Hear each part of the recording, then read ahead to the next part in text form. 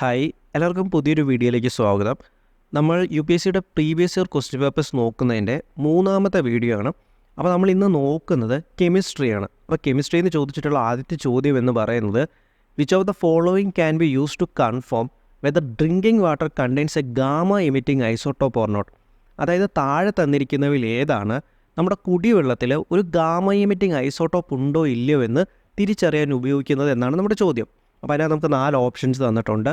ഒന്നാമത്തെ ഓപ്ഷൻ എന്ന് പറയുന്നത് മൈക്രോസ്കോപ്പാണ്. ബേസിക്കലി മൈക്രോസ്കോപ്പ് എന്തിനാണ് ഉപയോഗിക്കുന്നത് എന്ന് നമുക്കറിയാം. അപ്പോൾ മൈക്രോസ്കോപ്പ് അല്ല അതിനുള്ള ഉത്തരവെന്ന് നമുക്കറിയാമെന്ന് കൺഫേം ചെയ്യാം. രണ്ടാമത്തെ ഒരു ഓപ്ഷൻ എന്ന് പറയുന്നത് ലെഡ് പ്ലേറ്റ് എന്നാണ്. ലെഡ് പ്ലേറ്റുകൾ എന്തിനാണ് ഉപയോഗിക്കുന്നത്? ലെഡ് പ്ലേറ്റുകൾ ഉപയോഗിക്കുന്നത് ഇപ്പം നമ്മുടെ ന്യൂക്ലിയർ ആയിട്ട് ബേസ് ചെയ്തിട്ടുള്ള ഇൻഡസ്ട്രികൾ കാണും, അല്ലെങ്കിൽ ആ ന്യൂക്ലിയറുമായിട്ട് ബന്ധപ്പെട്ട് പ്രവർത്തിക്കുന്ന പല സ്ഥാപനങ്ങളിലേക്ക് അങ്ങനെയുള്ള കാര്യങ്ങളൊക്കെ കാണും. അപ്പോൾ അങ്ങനെയുള്ള സ്ഥലങ്ങളിൽ നമ്മുടെ റേഡിയേഷനിൽ നിന്നും ഷീൽഡ് ചെയ്യാൻ വേണ്ടി ഉപയോഗിക്കുന്നതാണ് ലെഡ് പ്ലേറ്റ് എന്നാണ്. ഒരു റേഡിയേഷൻ ഉണ്ടാകുന്ന സമയത്ത് ആ ഒരു റേഡിയേഷനിൽ നിന്നും ഷീൽഡായിട്ട് ഉപയോഗിക്കുന്നതാണ് ലെഡ് പ്ലേറ്റുകൾ എന്ന് പറയുന്നത്.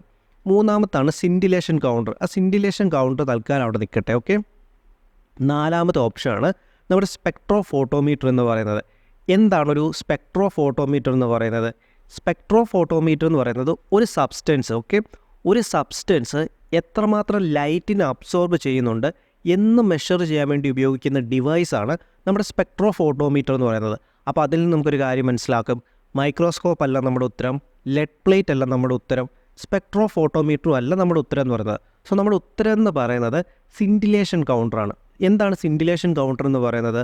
സിൻഡിലേഷൻ കൗണ്ടർ എന്ന് പറയുന്നത് ആ ഒരു ഡിവൈസ് യൂസ് ചെയ്യുന്നത് നമ്മുടെ അയണൈസിങ് റേഡിയേഷനുകളെ മെഷർ ചെയ്യാൻ വേണ്ടിയും ഡിറ്റക്റ്റ് ചെയ്യാൻ വേണ്ടി ഉപയോഗിക്കുന്ന ഡിവൈസാണ് നമ്മുടെ സിൻഡിലേഷൻ കൗണ്ടർ എന്ന് പറയുന്നത്. അപ്പം നമ്മുടെ ഉത്തരം എന്താണ്? നമ്മുടെ ഉത്തരം എന്ന് പറയുന്നത് സിൻഡിലേഷൻ കൗണ്ടറാണ്. അപ്പോൾ ഏത് ഡിവൈസാണ്, ഇപ്പോൾ നിങ്ങൾക്ക് നാളെ ഒരു ചോദ്യം വരുവാണ്, ഏത് ഡിവൈസാണ് നമ്മുടെ കുടിവെള്ളത്തിൽ ഗാമ എമിറ്റിംഗ് ആയിട്ടുള്ള ഐസോട്ടോപ്പുകൾ ഉണ്ടോ ഇല്ലയോ എന്ന് തിരിച്ചറിയാൻ ഡിറ്റക്റ്റ് ചെയ്യുന്നത് എന്ന് ചോദിച്ചു കഴിഞ്ഞാൽ സിൻഡിലേഷൻ കൗണ്ടറാണെന്ന് ഓർത്തിരിക്കുക. ഇനി നമുക്ക് രണ്ടാമത്തെ ചോദ്യത്തിലേക്ക് പോകാം. എന്താണ് നമ്മുടെ രണ്ടാമത്തെ ചോദ്യം എന്ന് പറയുന്നത്? Yellow cake an item of smuggling across borders. അതായത് നമ്മുടെ ലോകത്തുടനീളം സ്മഗ്ലി ചെയ്യപ്പെടുന്ന യെല്ലോ കേക്ക് എന്ന് പറയുന്ന വസ്തു എന്താണ് എന്നാണ് നമ്മുടെ അടുത്ത് ചോദിച്ചിട്ടുള്ളത്. അപ്പോൾ നമുക്ക് അതിനുള്ള ഓപ്ഷൻസ് എന്തൊക്കെയാണ്? ഒന്നാമതായിട്ട് A crude form of heroin. രണ്ടാമത്തെ ഓപ്ഷൻ എന്ന് പറയുന്നത് A crude form of cocaine. മൂന്നാമത്തെ ഓപ്ഷൻ എന്ന് പറയുന്നത് യുറാനിയം ഓക്സൈഡ്. നാലാമത്തെ ഓപ്ഷൻ എന്ന് പറയുന്നത് അൺറിഫൈൻഡ് ഗോൾഡ്. ആക്ച്വലി നമ്മുടെ യെല്ലോ കേക്ക് എന്ന് പറയുന്ന വസ്തു എന്താണെന്ന് വെച്ച് കഴിഞ്ഞാൽ നമ്മുടെ യുറാനിയം ഉണ്ടല്ലോ, യുറാനിയമൊക്കെ ഒരു ഫ്യൂവലായിട്ട് യൂസ് ചെയ്യുന്നതിന് മുമ്പ് അതിന് ഫ്യൂവൽ ഫാബ്രിക്കേഷനും യുറാനിയം എൻറിച്ച്മെൻറ്റും ഒക്കെ ചെയ്യണം. അങ്ങനെ യുറാനിയത്തിൻ്റെ ഫ്യൂവൽ ഫാബ്രിക്കേഷനും യുറാനിയം എൻറിച്ച്മെൻറ്റും ഒക്കെ ചെയ്യുന്നതിന് മുമ്പുള്ള യുറാനിയം ഓക്സൈഡ് പൗഡറിനെയാണ് നമ്മൾ യെല്ലോ കേക്ക് എന്ന് വിളിക്കുന്നത്. സോ അപ്പോൾ അതുകൊണ്ട് തന്നെ നമ്മുടെ ഉത്തരം എന്ന് പറയുന്നത് എന്താണ്? യെല്ലോ കേക്ക് എന്ന് പറയുന്നത് എന്താണ്?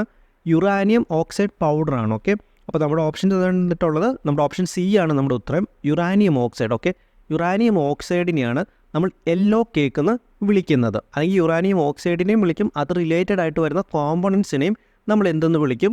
യെല്ലോ കേക്ക് എന്ന് വിളിക്കും. ഓക്കെ, ഇനി നമുക്ക് നമ്മുടെ മൂന്നാമത്തെ ചോദ്യത്തിലേക്ക് പോവാം. മൂന്നാമത്തെ ചോദ്യം എന്ന് പറയുന്നത് വളരെ എളുപ്പമാണ്. ചോദ്യം ഇതാണ്: the difference between A nuclear reactor and an atomic bomb is that. ഒരു ന്യൂക്ലിയർ റിയാക്ടറും ഒരു ആറ്റോമിക് ബോംബും തമ്മിലുള്ള വ്യത്യാസം എന്തെന്നാണ് നമ്മുടെ അടുത്ത് ചോദിച്ചിട്ടുള്ളത്. അപ്പോൾ അതിൻ്റെ ഒന്നാമത്തെ ഓപ്ഷൻ എന്ന് പറയുന്നത് no chain reaction take place in a nuclear reactor while in the atomic bomb there is a chain reaction. ഒരു ആറ്റോമിക് ബോംബിൽ ചെയിൻ റിയാക്ഷൻ ഉണ്ടാകുന്നുണ്ട്, എന്നാൽ ഒരു ന്യൂക്ലിയർ റിയാക്ടറിൽ ചെയിൻ റിയാക്ഷൻ ഉണ്ടാകുന്നില്ല എന്നാണ് ഒന്നാമത്തെ ഓപ്ഷൻ ഇവിടെ പറഞ്ഞിരിക്കുന്നത്. രണ്ടാമത്തെ ഓപ്ഷൻ എന്ന് പറയുന്നത് the chain reaction in nuclear reactor is controlled. അതായത് ഒരു ന്യൂക്ലിയർ റിയാക്ടറിലും ചെയിൻ റിയാക്ഷൻ ഉണ്ടാകുന്നുണ്ട്, പക്ഷേ അതിനെ കൺട്രോൾ ചെയ്യുന്നുണ്ട്. മൂന്നാമത്തെ ഉത്തരം എന്ന് പറയുന്നത്, അല്ലെങ്കിൽ മൂന്നാമത്തെ ഓപ്ഷൻ എന്ന് പറയുന്നത് the chain reaction in the nuclear reactor is not controlled. ഒരു ന്യൂക്ലിയർ റിയാക്ടറിനകത്തുള്ള ചെയിൻ റിയാക്ഷനെ കൺട്രോൾ ചെയ്യുന്നില്ല.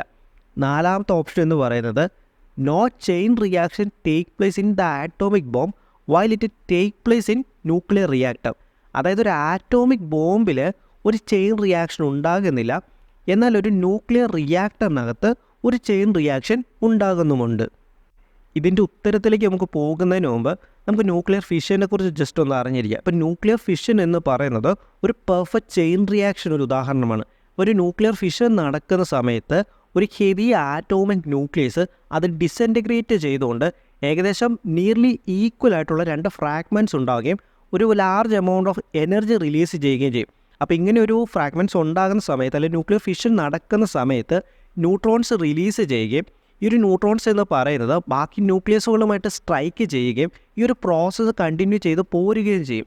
അപ്പോൾ ഈ ഒരു ചെയിൻ റിയാക്ഷൻ തന്നെയാണ് നമ്മുടെ ആറ്റോമിക് ബോംബിൻ്റെയും ന്യൂക്ലിയർ റിയാക്ടറുകളുടെയും പ്രവർത്തന തത്വം എന്ന് പറയുന്നത്. ബേസിക്കലി അപ്പോൾ ഇതിനകത്ത് സംഭവിക്കുന്നത് ഒരു ന്യൂക്ലിയർ റിയാക്ടറിനകത്ത് ഈ ന്യൂട്രോൺസിനെ അബ്സോർബ് ചെയ്യാൻ വേണ്ടിയുള്ള ഈ അബ്സോർബർ മെറ്റീരിയലുകളൊക്കെ കാണും. ഇപ്പോൾ ഉദാഹരണം പറയുവാണെങ്കിൽ മെറ്റൽ, കാഡ്മിയം അല്ലെങ്കിൽ ബോറോണ്. അപ്പോൾ ഇങ്ങനെയൊക്കെയുള്ള ന്യൂട്രോൺസിനെ അബ്സോർബ് ചെയ്യാൻ പറ്റുന്ന മെറ്റീരിയൽസ് നമ്മുടെ ന്യൂക്ലിയർ റിയാക്ടറിനുള്ളിൽ കാണും. എന്നാൽ ഒരു ചെയിൻ റിയാക്ഷൻ നടക്കുന്ന ആറ്റോമിക് ബോംബിനകത്ത് ഇങ്ങനെ ന്യൂട്രോൺസിനെ അബ്സോർബ് ചെയ്യാൻ വേണ്ടിയുള്ള മെറ്റീരിയലുകളൊന്നും കാണില്ല. അതുകൊണ്ട് തന്നെ ഈ ഒരു റിയാക്ഷൻ എന്ന് പറയുന്നത് അൺകൺട്രോൾഡും ആയിരിക്കും, വളരെ വയലൻറ്റും ആയിരിക്കും. അപ്പോൾ അതുകൊണ്ട് തന്നെ നമ്മുടെ ഓപ്ഷൻസിൽ നിന്ന് നമുക്ക് നമുക്ക് ഉത്തരത്തിലേക്ക് എത്താൻ സാധിക്കും. നമുക്ക് ബി ആണ് നമ്മുടെ ഉത്തരം. The chain reaction in nuclear reactor is control. നമ്മുടെ ന്യൂക്ലിയർ റിയാക്ടറിനകത്തുള്ള ചെയിൻ റിയാക്ഷൻ കൺട്രോൾ ചെയ്യുന്നുണ്ട്. അപ്പോൾ അതാണ് നമ്മുടെ ചോദ്യത്തിൻ്റെ ഉത്തരം എന്ന് പറയുന്നത്. ഇനി നമുക്ക് നമ്മുടെ 4ാമത്തെ ചോദ്യത്തിലേക്ക് പോകാം. നമ്മുടെ 4ാമത്തെ ചോദ്യം ഇതാണ്: the alpha particles carries 2 positive charge, it mass is very nearly equal to that of. അതായത് നമ്മുടെ ആൽഫ പാർട്ടിക്കിൾസിൻ്റെ മാസ് താഴെ തന്നിരിക്കുന്നതിൽ ഏതിനോടാണ് നിയർലി ഈക്വൽ ആയിട്ടുള്ളതെന്നാണ്. നമുക്കറിയാം ആൽഫ പാർട്ടിക്കിൾസും ഉണ്ട്, ബീറ്റ പാർട്ടിക്കിൾസും ഉണ്ട്, ഗാമ പാർട്ടിക്കിൾസും ഉണ്ട്. ഇപ്പോൾ ആൽഫ പാർട്ടിക്കിൾസ് എന്ന് പറയുവാണെങ്കിൽ അതിനകത്ത് 2 പ്രോട്ടോൺസും 2 ന്യൂട്രോൺസും ആണുള്ളത്. ഇതാണ് ആൽഫ പാർട്ടിക്കിൾസ്. അല്ലെങ്കിൽ അതിന് നമുക്ക് എന്തെന്ന് വിളിക്കാം? ആൽഫ റേഡിയേഷൻ അല്ലെങ്കിൽ ആൽഫ റേസ് എന്നൊക്കെ വിളിക്കാം. ഇതുകൂടാതെ ബീറ്റ പാർട്ടിക്കിൾസ് ഉണ്ട്. ബീറ്റ പാർട്ടിക്കിൾസ് എന്ന് പറയുന്നത് ഇലക്ട്രോൺ അല്ലെങ്കിൽ പോസിട്രോൺ ആണ്. അതൊരു ആറ്റോമിക് ന്യൂക്ലിയസിന് റേഡിയോ ആക്റ്റീവ് ഡീകേ വരുന്ന സമയത്ത് എമിറ്റ് ചെയ്യുന്ന നമ്മുടെ ഇലക്ട്രോൺ അല്ലെങ്കിൽ പോസിട്രോണിനെയാണ് നമ്മൾ ബീറ്റ പാർട്ടിക്കിൾസ് എന്ന് വിളിക്കുന്നത്. ഇത് കൂടാതെ ഗാമ പാർട്ടിക്കിൾസ് ഉണ്ട്. Gamma particles basically electro magnetic radiations ആണ്. അപ്പോൾ നമുക്കുള്ളത് ഏതാണ്? ആൽഫ പാർട്ടിക്കിൾസ് ആണ്. അപ്പോൾ ആൽഫ പാർട്ടിക്കിൾസിൻ്റെ മാസ് നമുക്ക് കണ്ടുപിടിക്കണം. ആൽഫ പാർട്ടിക്കിൾസിൻ്റെ മാസ് കണ്ടുപിടിക്കാൻ നമ്മൾ എന്താ ചെയ്യണേ? ആൽഫ പാർട്ടിക്കിൾസിനകത്ത് എന്തൊക്കെയുണ്ട്? 2 പ്രോട്ടോൺസും 2 ന്യൂട്രോൺസും ഉണ്ട്. അപ്പോൾ ടോട്ടൽ നമ്പർ ഓഫ് ന്യൂക്ലിയോൺസ് എങ്ങനെ നമ്മൾ കാണും? ഇത് രണ്ടും കൂടി നമുക്ക് കൂട്ടിയച്ചാൽ മതി. അപ്പോൾ 2 ചേർത്ത് കഴിഞ്ഞാൽ എത്രയാണ്? 4. അപ്പോൾ ടോട്ടൽ നമ്പർ ഓഫ് ന്യൂക്ലിയോൺസ് എന്ന് പറയുന്നത് 4 ആണ്. ടോട്ടൽ നമ്പർ ഓഫ് ന്യൂക്ലിയോൺസ് തന്നെയാണ് mass number of an element എന്ന് പറയുന്നത്. മാസ് നമ്പർ 4 ആയിട്ടുള്ള എലമെൻ്റ് ഏതാണ്? നമുക്ക് താഴെ തന്നിരിക്കുന്നതിൽ മാസ് നമ്പർ 4 ആയിട്ടുള്ള എലമെൻ്റ് എന്ന് പറയുന്നത് ആൻ ആറ്റം ഓഫ് ഹീലിയമാണ്. ഹീലിയത്തിൻ്റെ ആറ്റോമിക് മാസ് അല്ലെങ്കിൽ മോളിക്കുലർ വെയിറ്റ് എന്താണ്? ഹീലിയത്തിൻ്റെ മോളിക്കുലർ വെയിറ്റ് എന്ന് പറയുന്നത് 4 ആണ്. അപ്പോൾ സ്വാഭാവികമായിട്ട് നമ്മുടെ ഉത്തരം എന്ന് പറയുന്നത് എന്ത് വരും? ആൻ ആറ്റം ഓഫ് ഹീലിയം വരും. ഓക്കെ, ഇതിച്ചിരി കുറച്ച് ഡിഫിക്കൽട്ടായിട്ടുള്ള ചോദ്യമാണ്. എന്നാൽ ഇതിൻ്റെ ഉത്തരം കണ്ടുപിടിക്കുന്നത് ഇങ്ങനെയാണ്. അപ്പോൾ ഇതിൽ നിന്ന് നിങ്ങൾ പഠിച്ചിരിക്കേണ്ടത്, ഇപ്പോൾ ആൽഫ പാർട്ടിക്കിൾസ് ചോദിച്ചിട്ടുണ്ടെങ്കിൽ നാളെ ചോദിക്കാൻ പോകുന്നത് ബീറ്റ പാർട്ടിക്കിൾസിനെ കുറിച്ചും ഗാമ പാർട്ടിക്കിൾസിനെ കുറിച്ചും ഒരു പക്ഷേ നിങ്ങൾക്ക് ചോദ്യം വരാൻ സാധ്യതയുണ്ട് എന്ന് നിങ്ങളിതിൽ നിന്ന് മനസ്സിലാക്കിയിരിക്കുക. നമുക്കിനി നമ്മുടെ 5ാമത്തെ ചോദ്യത്തിലേക്ക് പോകാം. 5ാമത്തെ ചോദ്യം എന്ന് പറയുന്നത് ചേരുംപടി ചേർക്കാനാണ്. നമുക്ക് 2 ലിസ്റ്റുകൾ തന്നിട്ടുണ്ട്. ലിസ്റ്റ് 1ഉം ലിസ്റ്റ് 2ഉം. ലിസ്റ്റ് 1ൽ നമുക്ക് കുറച്ച് സയൻറ്റിസ്റ്റുകളുടെ പേരും ലിസ്റ്റ് 2വിൽ അവർ പ്രവർത്തിച്ചിട്ടുണ്ടായിരുന്ന മേഖലകളുമാണ് തന്നിട്ടുള്ളത്. ഇങ്ങനെയുള്ള ചോദ്യങ്ങൾ വരുന്ന സമയത്ത് നിങ്ങൾ ഏതെങ്കിലും ഒരെണ്ണം നിങ്ങൾക്ക് ഈസി ആയിട്ട് അറിയാവുന്ന ഒരു ഓപ്ഷൻ നിങ്ങൾ എടുക്കുക. അപ്പോൾ അതെടുത്തിട്ട് നിങ്ങൾ അത് ചേരുംപടി ചേർക്കുക. എന്നിട്ട് അത് കറക്റ്റായിട്ട് വരുന്ന ഓപ്ഷൻസ് നോക്കുക. ബാക്കിയെല്ലാം എലിമിനേറ്റ് ചെയ്യുക. നിങ്ങൾ മൊത്തത്തിൽ അത് ചെയ്യാതെ ഏതെങ്കിലും ഒരെണ്ണം എടുത്തിട്ട് അതിന് കറക്റ്റായിട്ട് വരുന്ന ഉത്തരം നോക്കിയിട്ട് ബാക്കി അത് ഏത് ഓപ്ഷനിൽ അത് ഏത് കോഡിനകത്താണോ വരുന്നത് അതെടുക്കുക. ബാക്കിയുള്ളതെല്ലാം എലിമിനേറ്റ് ചെയ്യുക. ഓക്കെ, അപ്പോൾ ഉദാഹരണത്തിന് ഞാൻ പറയുവാണെങ്കിൽ ഇപ്പോൾ നമ്മുടെ ഡോക്ടർ രാജാരാമണ്ണനെ എടുക്കുകയാണ്. ഡോക്ടർ രാജാരാമണ്ണൻ എന്ന് പറഞ്ഞ പേര് കേൾക്കുന്ന സമയത്ത് നമുക്ക് എന്താണ് ഓർമ്മ വരുന്നത്?